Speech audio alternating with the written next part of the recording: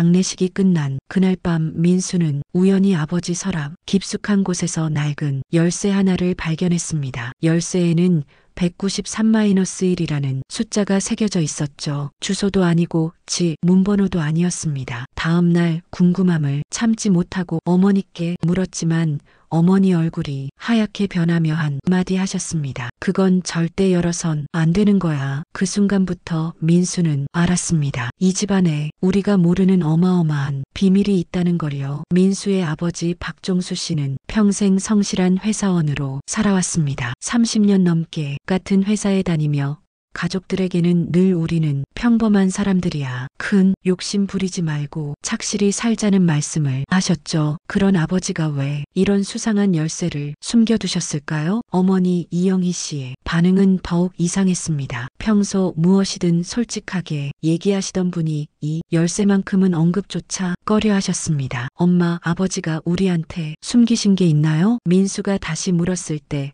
어머니는 한참을 망설이다가 이렇게 답했습니다. 너희 아버지는 참 복잡한 분이셨어. 겉으로는 단순해 보여도 속마음은 아무도 모르게 하시는 분이었지. 그날 밤 민수는 잠을 이룰 수 없었습니다. 과연 이 열쇠가 무엇을 열 수 있는 걸까요? 그리고 아버지는 왜 이런 비밀을 만들어 두신 걸까요? 다음 날부터 민수는 아버지의 과거를 파헤치기 시작했습니다. 아버지의 옛 직장 동료들을 만나보니 놀라운 사실들이 하나씩 드러났습니다. 내 아버지는 정말 특별한 사람이었어. 아버지의 절친이었던 김 부장님이 말했습니다. 겉으로는 평범해 보였지만 투자에 대한 감각이 남달랐지. 특히 20년 전쯤에는 부동산이나 주식으로 꽤 큰 돈을 벌었다고 들었어. 민수는 깜짝 놀랐습니다. 집에서는 늘 돈이 부족하다, 절약해야 한다는 말씀만 하시던 아버지가 사실은 투자로 돈을 벌고 계셨다니요. 그런데 왜 집에서는 그런 얘기를 안 하셨을까요? 민수가 물었습니다. 내 아버지는 가족들이 돈 때문에 변할까봐 걱정하셨어. 특히 너희들이 어렸을 때는 더욱 그랬지. 아이들이 돈의 가치를 제대로 알기 전까지는 숨겨두겠다 하시더라. 민수는 집으로 돌아와 어머니께 이 얘기를 했습니다. 어머니는 한참을 침묵하시다가 드디어 입을 여셨습니다. 사실은 너희 아버지가 20년 전에 큰 돈을 벌긴 하셨어. 하지만 그 돈을 어디에 뒀는지는 나도 몰라. 그냥 나중에 필요할 때 쓰겠다 하셨거든. 그럼 그 열쇠가 혹시? 민수가 물었습니다. 모르겠어. 하지만 내 아버지는 늘 말씀하셨어. 이 돈은 우리 가족이 정말 어려울 때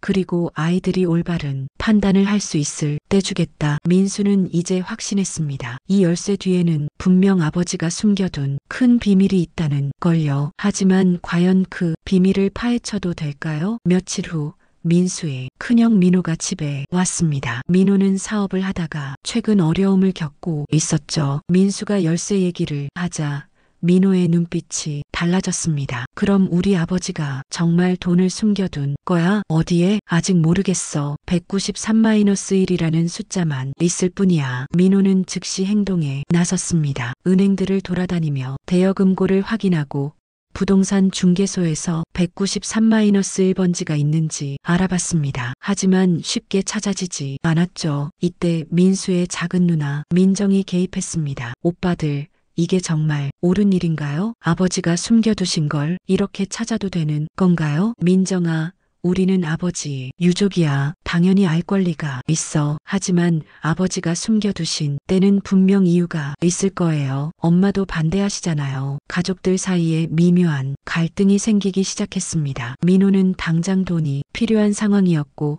민정은 아버지의 뜻을 존중해야 한다고 생각했죠. 민수는 그 사이에서 고민에 빠졌습니다. 어머니는 이런 상황을 보며 깊은 한숨을 쉬셨습니다. 이럴 줄 알았어. 그래서 너희 아버지가 그렇게 조심스러워 하셨던 거야. 엄마, 그럼 엄마는 정말 아무것도 모르세요? 193이라는 숫자 어디서 본 것 같기도 하고. 아, 맞다. 너희 아버지가 가끔 가시던 그 스터디 모임, 거기 회원번호가 193번이었어. 민수와 민호는 서로 눈을 마주봤습니다. 드디어 단서를 찾은 것 같았습니다. 하지만 과연 이 길이 옳은 길일까요? 아버지는 정말 무엇을 숨겨두신 걸까요? 민수와 민호는 아버지가 다니셨던 미래준비 모임이라는 스터디 그룹을 찾아갔습니다. 이곳은 중년 남성들이 모여 투자와 재테크에 대해 공부하는 모임이었죠. 모임의 회장인 최 사장님이 그들을 반겨주었습니다. 아, 박종수 씨 아들분들이시군요. 정말 좋은 아버지를 두셨어요. 항상 가족 얘기만 하셨거든요. 저희 아버지가 여기서 193번이었다고 들었는데요. 맞습니다. 하지만 그분은 단순히 회원번호가 193번인 게 아니었어요. 박종수 씨는 우리 모임에 특별한 프로젝트에 참여하고 계셨거든요. 특별한 프로젝트요? 네, 미래의 자녀들을 위한 시간 캡슐 프로젝트라고 불렀죠. 회원들이 각자 자녀들을 위해 편지나 선물을 준비해서 특별한 장소에 보관하는 거예요. 박종수 씨는 그 프로젝트의 193번째 참가자였습니다. 민수는 깨달았습니다. 이 열쇠는 단순한 금고 열쇠가 아니었습니다. 아버지가 준비하신 특별한 시간 캡슐이 열쇠였던 거죠. 그럼 그 시간 캡슐은 어디에 있나요? 경기도 파주에 있는 특별한 보관소입니다. 하지만 박종수 씨는 특별한 조건을 달아두셨어요. 어떤 조건이요? 자녀들이 모두 성인이 되고 가족 모두가 동의할 때만 열어볼 수 있다고 하셨어요. 그리고 한 가지 더, 최 사장님이 서랍에서 봉투 하나를 꺼냈습니다. 이 편지를 먼저 읽어보라고 하셨어요. 민수는 떨리는 손으로 편지를 받았습니다. 아버지의 친필로 쓰여진 편지, 과연 그 안에는 무엇이 적혀 있을까요? 민수는 가족들과 함께 아버지의 편지를 읽었습니다. 어머니와 민호, 민정이 모두 둘러앉아 숨을 죽이고 있었죠. 편지의 내용은 다음과 같았습니다. 사랑하는 우리 가족에게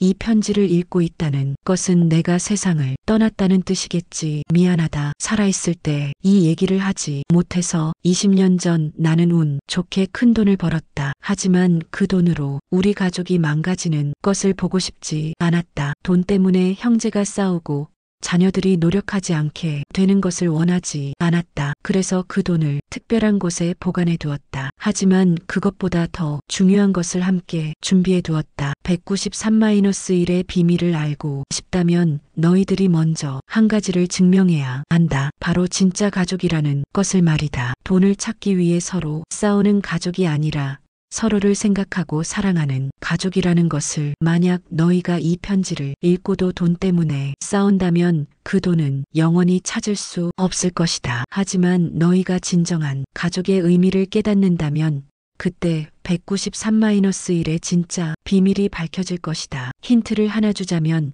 193-1은 숫자가 아니다. 그것은 우리 가족만이 알 수 있는 특별한 암호다. 사랑한다. 우리 가족들아. 아버지 박종수. 편지를 다 읽은 후 가족들은 한동안 말이 없었습니다. 민호는 고개를 떨구고 있었고 민정은 눈물을 흘리고 있었죠. 형, 미안해. 나는 아버지의 뜻보다 돈만 생각했어. 아니야, 형. 나도 마찬가지였어. 민수가 답했습니다. 그때 어머니가 조용히 말씀하셨습니다. 193-1 이제 알겠다. 1993년 1월 너희들이 모두 태어나고 우리 가족이 완성된 달이야. 너희 아버지는 그날을 우리 가족의 진짜 시작이라고 하셨어. 가족들은 서로를 바라보며 웃었습니다. 이제 진짜 답을 찾을 시간이었습니다. 6장 해소 마이너스 진짜 보물의 발견과 가족의 화해. 다음 날 가족 모두는 파주의 보관소로 향했습니다. 이번에는 돈을 찾기 위해서가 아니라 아버지의 마지막 선물을 받기 위해서였죠. 보관소 직원은 그들의 이야기를 듣고 특별한 방으로 안내했습니다. 그곳에는 작은 금고가 하나 있었고 193-1이라는 표시가 되어 있었습니다. 민수가 떨리는 손으로 열쇠를 꽂고 돌렸습니다. 찰칵 하는 소리와 함께 금고가 열렸죠. 안에는 예상했던 현금이나 통장이 아니라 여러 개의 봉투와 작은 상자들이 들어 있었습니다. 각각에는 가족 구성원들의 이름이 적혀 있었죠. 민수의 봉투 안에는 아버지가 쓰신 긴 편지와 함께 대학원 학비가 들어 있었습니다. 민호의 봉투에는 사업 자금과 함께 실패를 두려워하지 격려의 편지가 들어 있었습니다. 민정의 봉투에는 결혼 자금과 함께 행복한 가정을 꾸리라는 축복의 메시지가 적혀 있었죠. 그리고 어머니를 위한 가장 큰 봉투에는 여행 경비와 함께 이런 편지가 들어 있었습니다. 여보, 평생 가족만 생각하느라 고생했어. 이제는 당신이 하고 싶은 일을 하며 살아. 나는 당신이 행복한 모습을 보는 것이 가장 기뻐. 하지만 가장 큰 놀라움은 마지막에 있었습니다. 금고 맨 아래에는 우리 가족 모두에게라고 적힌 봉투가 있었는데